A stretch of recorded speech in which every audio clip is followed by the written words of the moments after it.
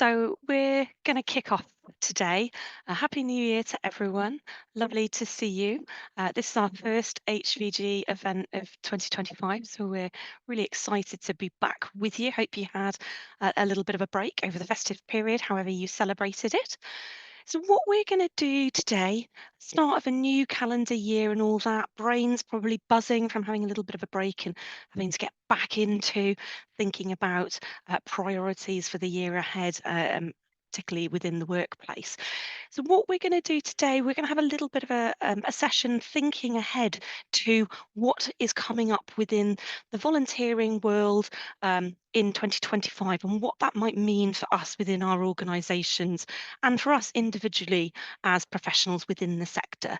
So what we're going to do is we're going to hear first off from our HVG chair, Matt Hick, who's going to talk to you a little bit about HVG and what we've got planned for 2025 to give you a flavour of the next year ahead.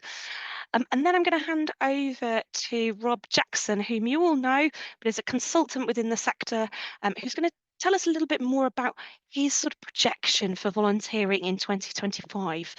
Obviously, he isn't Nostradamus, but he will give us a very good insight into what we might be able to expect this year.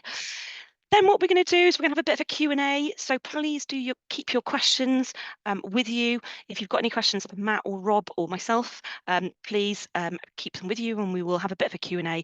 And then there'll be a little bit of time in breakout rooms for us to think about and reflect on what has been said and what that means perhaps for us individually and for our organisation. So a bit of a commitment for us to think about what we'll be focusing on going forward. So hopefully that works for everyone. So I'm going to hand over to Matt to kick us off. Thank you so much, Matt, for your words. I haven't said them yet. They might be terrible, Rhiannon. You never know. Thank you for that kind introduction. So I'm just going to share my screen. So hopefully everybody can see that. Does that look okay? Can everyone see that all right? Brilliant. And I'm going to be talking a little bit about what we've got in store at Heritage Volunteering Group for 2025. But before I do that, I'm going to talk a little bit about last year. Last year was an amazing year for us, I would say. We recruited more new members to the organisation. So if you are one of those new members, hello and welcome. It's great to have you on board. We also ran our biggest conference ever, so 183 people came along to that, and that was in addition to the events programme that we run, which had nearly 350 people attend over the course of the year. And that's really important to us. You know, it isn't a numbers game, but for us, you know, we want to make sure that what we're doing at HVG is serving your needs as our members. And so if we're getting more people coming along to our conference, if we're getting people coming along to our events, then obviously that indicates that we're doing something right. And for us as volunteers ourselves, it really is the inspiration to keep us doing what we're doing.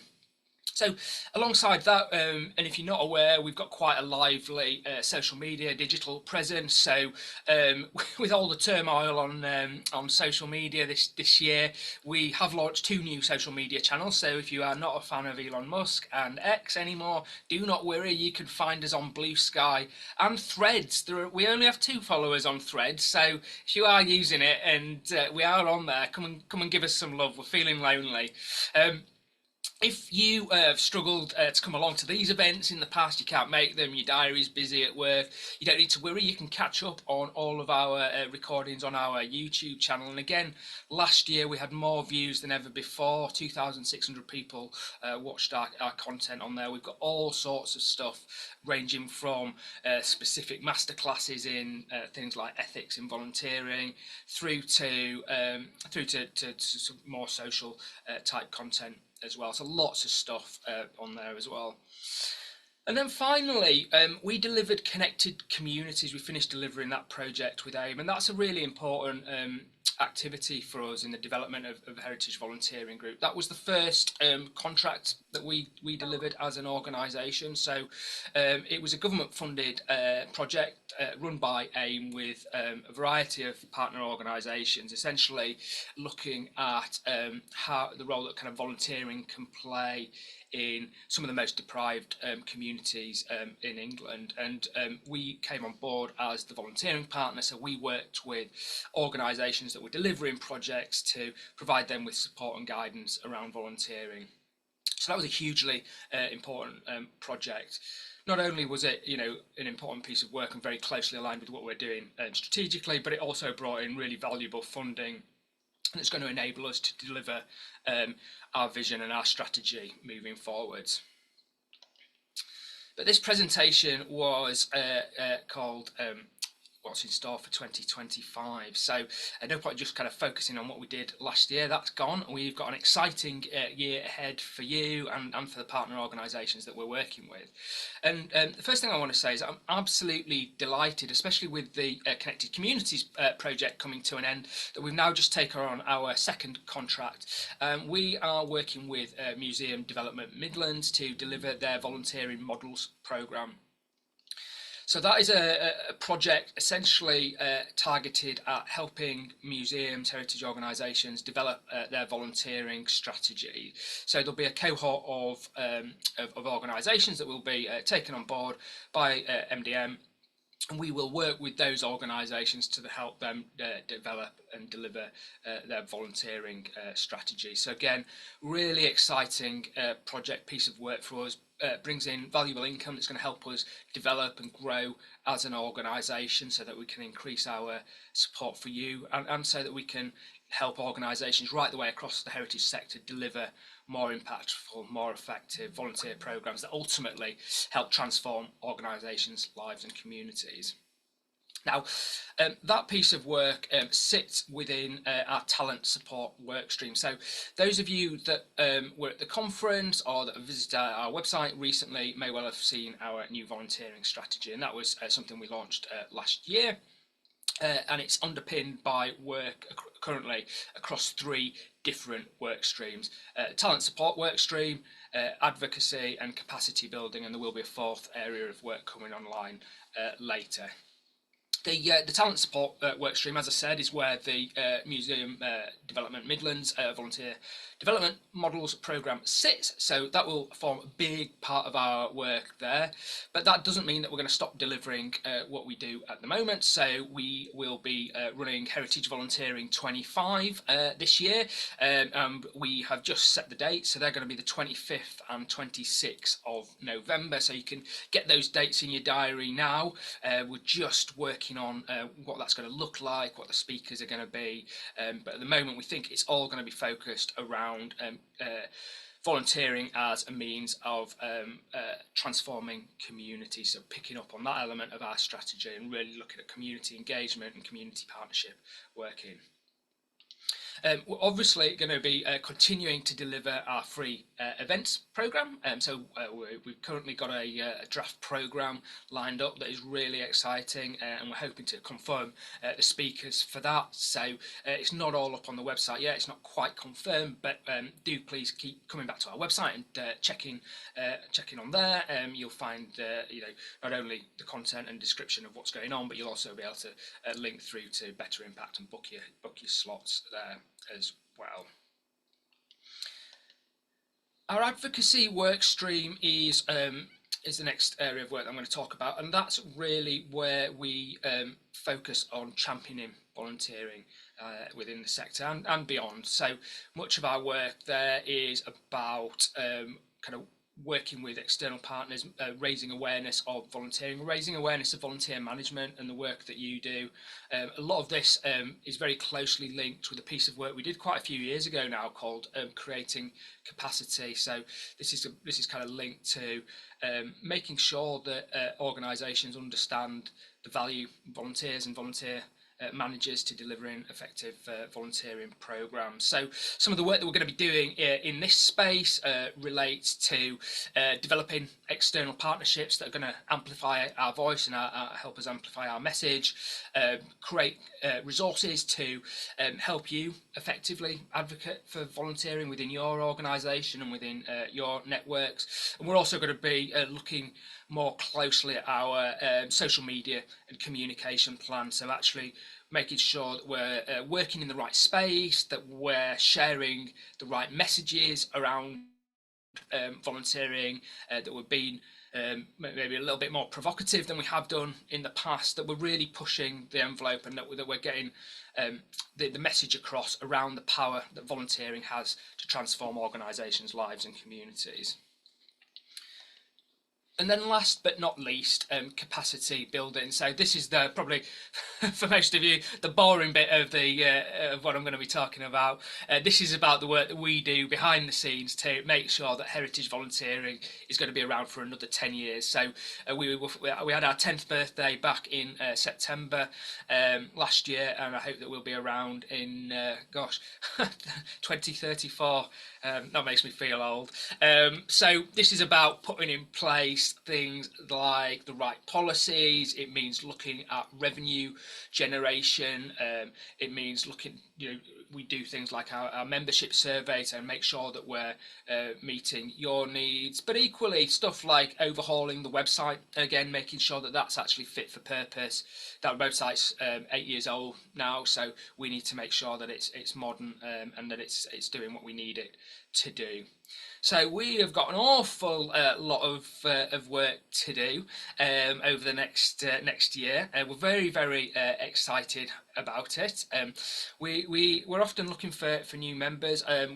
We're in the process of recruiting for a new membership secretary, which is great. There may well be opportunities to get involved with our advisory group later on in the year. We simply can't do what we do. We can't deliver all of this without the amazing support of our executive and advisory group. And so if anybody is interested in getting involved and think they have time, and it does take time to help to keep HVG on the road, then do please drop us a line. We'd love to hear from you. So that's it from me. I don't know whether anybody's got any questions about HVG and what we're doing, or whether you want to save them up until later on and fire them both at me and Rob together. Should we do them together, Matt? Yeah, can do. Yep, so keep those in mind, everyone. But we're now going to hand over to Rob, who's going to give us a little bit of a sense of the more general volunteering sector this year. Over to you, Rob. Thanks, Rhiannon, and thanks, Matt. Really exciting year ahead. Looking forward to it. So what I'm hopefully going to do, and I'm not going to share any slides with you, is just talk you through kind of 3 areas that I think are going to be of interest as to where we're going in volunteering. There's always a bit of a pressure. I don't know if you have it. I certainly do in my blogging and writing. At the start of each year, everybody feels like they're writing some kind of amazing new insight into what's going to happen in volunteering over the course of the next 12 months. And I'm absolutely not Nostradamus, and I do not have a crystal ball. And I actually, the kind of overarching thing is I don't think we're going to see anything particularly revolutionary in volunteering over the course of the next year. And part of me says that in hoping that I'll be proven completely wrong and we'll have the biggest revolution in volunteering in the last 30 years this year. But I don't see it happening at the moment. And the first of the reasons why I don't see that happening is because of the trend data. So some of you will be familiar with the Community Life Survey, which is published roughly every year, 18 months, and has been for almost 25 years now, which brings out the main volunteering highlight data in England basically for the last quarter century. And that came out just before Christmas. You'll be pleased to know I am not going to go into one of my long rambling expositions of the volunteering data such as it is provided. If you wish to go into a bit more detail, I'm going to put a link in the chat to a LinkedIn article that my colleague Gethin Williams wrote, I think just before Christmas, that explained his take on it. But I think there are 2 highlights that really come out of the data, the kind of high-level data. And they relate to formal and informal volunteering. So as I'm sure you're all aware, formal volunteering is what most of us deal with, volunteering through an organisation.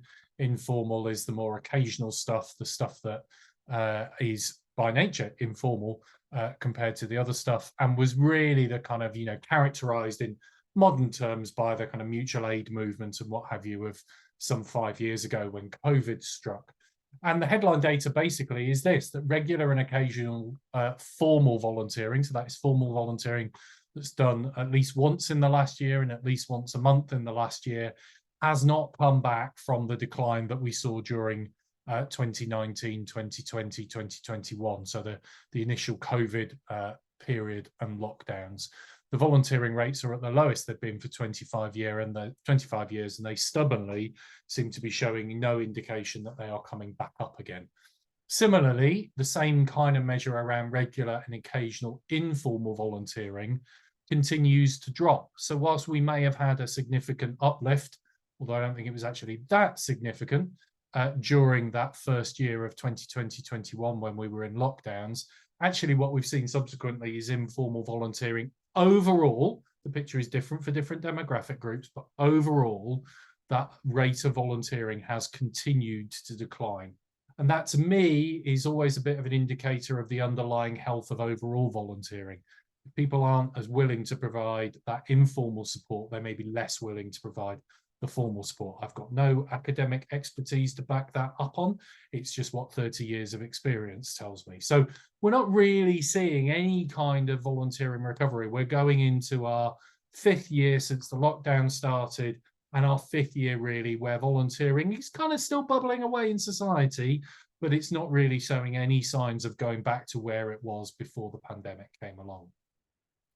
And in that sense, there's not much difference from the last few years regarding the challenges we face. Many of us are struggling to recruit, many of us are struggling to retain, many of us are struggling to adapt to the new ways that people want to give their time, not because we are struggling as volunteer engagement professionals and we do not get it and do not understand it, although some of us may be less familiar than others, but because our organisations aren't necessarily grasping the nettle of change. And the note that I put in front of me here for today was, are volunteer involving organisations, be they in the heritage sector or otherwise, actually making the effort to change, or are they really just waiting in the hope that volunteering will go back to how it was before the COVID-19 pandemic? And there are some worrying signs at the moment. We've seen over the last year more volunteer managers being laid off from organisations, budgets being cut, resources being driven out of volunteering, despite an initial investment in some organisations after the lockdowns. Those investments have been cut back. And I genuinely believe that we are not going to go back to how volunteering was before COVID-19. Things were changing long before any of us knew about the pandemic, and they're going to continue to change in the future. And I wrote a couple of lines, short paragraph in response to a post on LinkedIn towards the end of last year. And I just want to quote it here because I think it does a really good job of summing up the kind of environment that we're in at the moment that many of our organisations are struggling to adapt to. And this will remain the opportunity and challenge, I think, for many of us in the next year. And the quote was this: many volunteers aren't going to commit on day one anymore. Our organisations need to make access to volunteering as fast and frictionless as possible, and then put the effort into stewarding the relationship and curating the volunteer experience so people want to keep coming back. That is building commitment. People today will volunteer on their terms, not ours, and we have to adapt accordingly. So I think the challenges we saw last year, big picture around volunteering, will be the challenges that we see this year, big picture around volunteering. Of course, one of the initiatives that has been with us for the last 2 years, that has been seeking to make some sort of dent on that, has been the Big Help Out. Now, what I'm going to share with you at the moment is reliable information that I've been provided, not an official announcement, unless official announcement has been made in the last 20 minutes since this call started, which is that I understand that we are not going to have a Big Help Out during 2025. As I say, as far as I'm aware, that has not been publicly confirmed yet, but my understanding is that the Big Help Out 2025 has been shelved because some of the parties involved believe it is too close to the 80th anniversary commemorations of VE Day on May the 8th and therefore would risk confusing the media coverage, even though the eagle-eyed amongst you will notice that VE Day is a full month before Volunteers Week. So I'm not quite sure of that being the official rationale, but we certainly would have expected some sort of announcement about Big Help Out by this point in the year, because obviously the later they leave it into the year to announce it, the less time everybody has to prepare. So I'm fully expecting to be proven wrong, and tomorrow morning at 9 a.m. a press release will be issued saying that the Big Help Out is definitely happening this year. You're all going to think I'm an absolute loser because I've made this pronouncement today, but I've had it on reliable authority that we may not be having that. Now, that could be a good thing if it's taken up too much of your time with little return in the last couple of years. It could be a good thing if it means we use it as a fallow year to invest in the infrastructure to support it. But equally, for those of you that benefited from it, if Big Help Out doesn't indeed go ahead this year, that might be leaving a gap in your plans for recruitment during the course of the year. So it's one to be aware of. And then the final area, and it's one I know was touched on in one of these learning events with HVG last year, and I certainly wrote about it a couple of times last year, is I'm slightly nervous that we are going to see a rise in the number of discussions, debates, criticisms taking place around what many people call job substitution, but I call job displacement and replacement because it's far more complex than the substitution word implies. We are all continuing individually and collectively in our organisations to deal with the economic challenges that the cost of living challenge has presented with us. You all know about budgets being frozen or cut. We all know that our employers, those of us in organisations, have got big cost rises coming along with the increase in employer national insurance contributions. We are potentially and have been seeing de-investment in volunteer engagement at the same time that many organisations inside of Heritage and outside of Heritage are still needing to deliver what they exist to deliver, and indeed in many instances demand is growing. And that is a territory that is ripe for people to be questioning what the role of volunteers and paid staff in our organisations might be. We saw it during the period of austerity after the election of the coalition government in 2010, and I would fully expect that that debate is going to rear its head again in the coming months. And I think what's really, really important is that we have to be prepared as volunteer engagement professionals, regardless of our context and our sector, to engage robustly in those debates, recognising that they are a complex area. It's not straightforward. There are no clear-cut answers. It's not volunteers bad, paid staff good, or the opposite way around. But there are going to be, I suspect, many, many more debates in organisations and in the sector over the course of the next year as organisations try and square the circle of their financial and human resources and what needs to be delivered. And for those of you that haven't seen it, I do have a free ebook on the bottom of the homepage of my website called Cuts and Change, which was prepared about 5 years ago as we came out of the first lockdown to help organisations think that through. So that sounds like a bit of a downer to end on. I don't think it is necessarily, because I think it presents us with lots of really interesting opportunities to talk about the role of volunteers in our organisations and what volunteers are capable of. So I think there's a lot of good that can come out of that, but we need to be prepared. So those are the three things, no massive revolutions and reinventions in volunteering, the possibility that we may not be having a big help out this year, and the potential rise in the number of debates around job displacement, job replacement, and the need for us as professionals working in volunteer engagement to be really clued up and savvy so that we're contributing intelligently and thoughtfully to those complex debates when they happen.